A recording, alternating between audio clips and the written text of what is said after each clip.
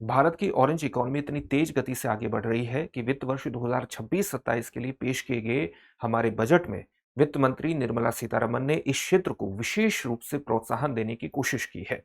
Orange economy शब्द का क्या मतलब है, ये शब्द किस प्रकार से अस्तित्व में आया था और भविष्य में भारत में रोजगार प्रोत्साहन में, रोजगार प्रदान करने में इसकी किस प्रकार से विशिष्ट भूमिका हो सकती है, ये सारे पक्ष जानना आपके लिए बेहद इंपॉर्टेंट है। सबसे पहले देखते हैं कि ये शब्द अस्तित्व में क्या किस प्रकार से आया। वर्ष 2013 में एक किताब लिखी गई थी, एक किताब आई थी जिस किताब का नाम था the orange economy an infinite opportunity. ये किताब दो व्यक्तियों ने मिलकर के लिखी थी। एक व्यक्ति थे former Colombian president Ivan Duque Marquez और दूसरे फॉर्मर कोलंबियन कल्चरल मिनिस्टर जिनका नाम था फिलिपे बुइत्रागो। इन दोनों के द्वारा ये किताब लिखी गई है और इसमें काफी चीजों को स्पष्ट किया गया कि ऑरेंज इकोनॉमी का क्या मतलब होता है। ऑरेंज इकोनॉमी का मतलब होता है ऐसी गतिविधियों का समूह, इस तरह की एक्टिविटीज का समूह जहां पर आप किसी आइडिया को किसी कल्चरल गुड या सर्विस में तब्दील कर देते हैं, किसी सांस्कृतिक सामान या सेवा में तब्दील कर देते हैं। और इस बात की जो वैल्यू है वो कहां से तय होती है? इंटेलेक्चुअल प्रॉपर्टी से तय होती है, बौद्धिक संपदा से तय होती है। एक उदाहरण के माध्यम से इस बात को समझिए। मान लीजिए आपके दिमाग में कोई कहानी है, उस कहानी को आपने लिखा, एक पटकथा के रूप में लिखा, उस पर कोई वीडियो बना दी। वो वीडियो या तो आपने यूट्यूब चैनल पर डाल दी, ओटीटी प्लेटफॉर्म पर आपने डाल दी, या आपने उस पर कोई फिल्म बनाई और फिल्म बना करके वो थिएटर में रिलीज कर दी। अब इसकी वैल्यू किस बात से तय हो रही है? लोग टिकट लेंगे या ऑनलाइन प्लेटफॉर्म पर जाएंगे, ऑनलाइन प्लेटफॉर्म पर भी वो कुछ ना कुछ एक तरह से चीजें तय करेंगे कि इस प्रकार से उन्हें सब्सक्रिप्शन लेना है। वहां जाने के बाद वो उसकी वैल्यू को बढ़ाएंगे। और वैल्यू किस प्रकार से तय हो रही है? आपने कितनी मजबूत कहानी लिखी है और आपने कितने मजबूत कैरेक्टर, कितने इंटरेस्टिंग कैरेक्टर गढ़े हैं अपनी कहानी में, ये इसकी वैल्यू को तय कर रहे हैं। यानी इंटेलेक्चुअल प्रॉपर्टी से आपका जो सांस्कृतिक सामान या सेवा है उसकी वैल्यू तय हो रही है। तो इसी को हम कहते हैं ऑरेंज इकोनॉमी। इसमें कई तरह के क्षेत्र शामिल होते हैं।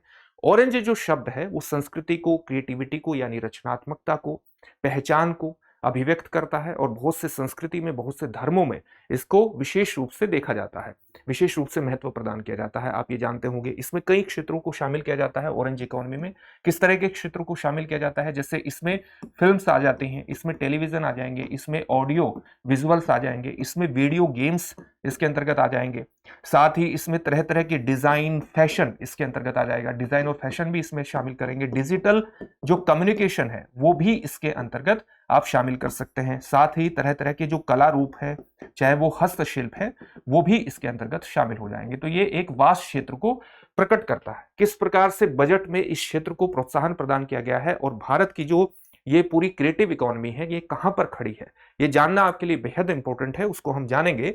लेकिन उससे पहले इस बात को ध्यान में रखिएगा कि दृष्टि संस्थान ने आपकी जीएस की तैयारी को पूरी तरह से कराने के लिए, आप घर बैठकर ही जीएस की तैयारी पूरी तरह से कर सके, इस बात को ध्यान में रखते हुए एक कोर्स लॉन्च किया है, जिस कोर्स का नाम है GS studio foundation live online course. ये मात्र 24,999 में आपकी जीएस की तैयारी को मात्र 14 महीने में पूरा करा देगा। और इसकी सबसे खास बातों में ये शामिल है कि इसको करने के बाद जब आप दृष्टि संस्थान की किसी भी शाखा में जाएंगे, जीएस फाउंडेशन ऑफलाइन बैच में एडमिशन लेंगे तो ये सारी फीस वहां पर एडजस्ट होगी। यानी एक तरह से ये कोर्स आपको फ्री में पड़ जाएगा। इसके संबंध में जो बैच है वो आपको हिंदी, इंग्लिश और इंग्लिश तीनों में ही उपलब्ध होंगे। हिंदी माध्यम का बैच 3 फरवरी से प्रारंभ हो रहा है, इंग्लिश का बैच 4 फरवरी से प्रारंभ हो रहा है और इंग्लिश का बैच 5 फरवरी से प्रारंभ हो रहा है। इंग्लिश के बैच में आपको हिंदी और इंग्लिश दोनों में चीजें समझाई जाएंगी, नोट्स उपलब्ध होंगे इंग्लिश में। साथ ही 10 आप देखेंगे कि आपको 10 कलर्ड प्रिंटेड बुकलेट्स प्राप्त होंगी जीएस के अलग अलग विषयों को कवर करती हुई। जो पढ़ाया जाएगा उसकी पीडीएफ फाइल मिलेगी। नोट्स बनाने में किसी तरह की कोई दिक्कत नहीं होगी। 2 वर्षों तक करंट अफेयर्स की क्लासेस का एक्सेस रहेगा। अपने आप में संपूर्ण पैकेज है।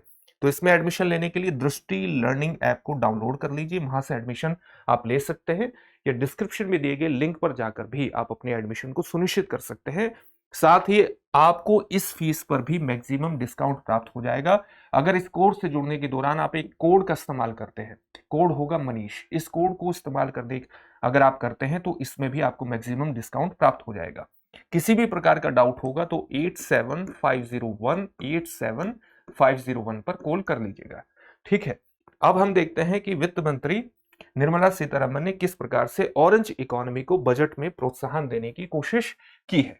एक क्षेत्र है, 3 तरीके से हम देखेंगे जो कि महत्वपूर्ण घोषणाओं में शामिल हुआ है। आप देखेंगे कि एक सेक्टर है AVGC। इसका क्या मतलब है? इसका मतलब है animation, visual effects, gaming and comic.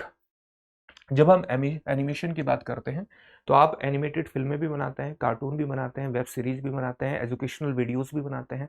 इसी प्रकार से जब आप विजुअल इफेक्ट्स की बात करते हैं तो जो भी डिजिटल चीजें आप तैयार करते हैं, ग्रीन स्क्रीन पर तैयार करते हैं, तो प्रोडक्शन के बाद आप उसमें कुछ डिजिटल इफेक्ट्स भी पैदा करते हैं जिनको आप विजुअल इफेक्ट्स के नाम से संबोधित करते हैं, VFX के नाम से संबोधित करते हैं। इसके अंतर्गत आप कंप्यूटर जनरेटेड इमेजरी का भी प्रयोग करते हैं। विजुअल इफेक्ट्स किस प्रकार से स्पेशल इफेक्ट्स से अलग है? स्पेशल इफेक्ट्स यानी SFX का मतलब क्या है? SFX का मतलब होता है कि जब आप सेट पर, किसी फिल्म के सेट पर मान लिया आपने आर्टिफिशियल रेन करवा दी, तो ये प्रोडक्शन से पहले ही आपने आर्टिफिशियल एक तरह से इफेक्ट पैदा करने की कोशिश की, स्पेशल इफेक्ट्स पैदा करने की कोशिश की। VFX का मतलब है कि प्रोडक्शन के बाद आप उसमें डिजिटल इफेक्ट प्रदान कर रहे हैं। तो इस क्षेत्र में भी काफी संभावनाएं हैं। Gaming, online gaming, mobile gaming, e sports लगातार उभरता हुआ क्षेत्र है। कॉमिक के क्षेत्र में अगर आप देखेंगे तो लगातार आप देख रहे हैं कि जो ग्राफिकल नॉवल हैं वो तैयार किए जा रहे हैं। एक शब्द आपने सुना होगा वेबटून, यानी डिजिटल कार्टून जो सीरीज है वो लगातार तैयार की जा रही है। इसी तरह से और चीजें भी लगातार डेवलप की जा रही है कॉमिक्स के क्षेत्र में।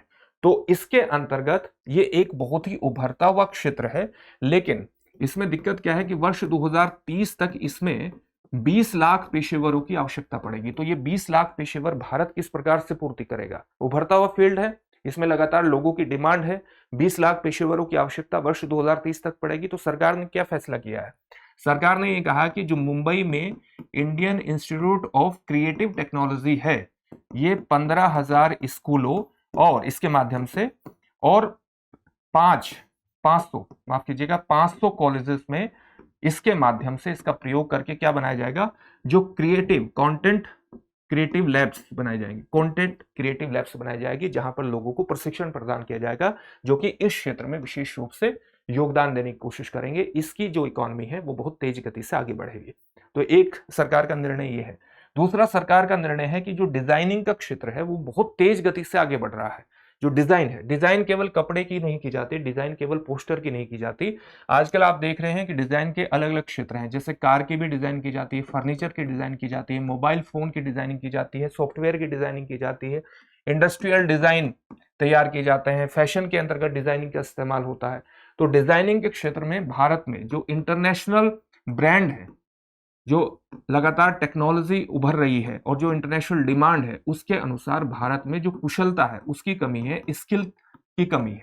तो इस कुशलता को किस प्रकार से बढ़ाया जाएगा? डिजाइनिंग के क्षेत्र में सरकार ने पूर्वी भारत में विशेष रूप से एक नेशनल इंस्टीट्यूट ऑफ डिजाइन बनाने को प्रोत्साहन देने की बात कही है।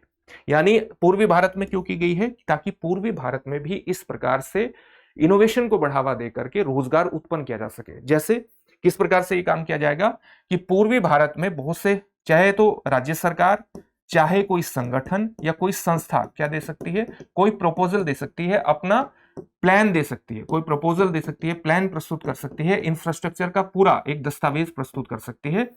एक चैलेंज रूट के माध्यम से देखेंगे कि हमें किसे, कहां पर ये national institute of design establish करना पड़ता है, और सरकार को एक कंपटीशन के माध्यम से जिसका प्लान अच्छा लगेगा, जिसका इंफ्रास्ट्रक्चर जो प्रपोजल है वो अच्छा लगेगा, उसी को अनुमति प्रदान की जाएगी कि वो नेशनल इंस्टीट्यूट ऑफ डिजाइन को एस्टेब्लिश करे। और इस प्रकार से यहां इसके माध्यम से इस क्षेत्र में जो कुशलता की कमी है उसको दूर करने का कोशिश की जाएगी। न केवल कुशलता इसके माध्यम से दूर होगी, स्किल की कमी को दूर किया जाएगा, बल्कि आप देखेंगे कि इसके माध्यम से स्थानीय अर्थव्यवस्था को भी बढ़ावा मिलेगा और डिजाइनिंग के क्षेत्र में हम इनोवेशन को भी बढ़ावा दे सकेंगे। सरकार का एक महत्वपूर्ण फैसला है।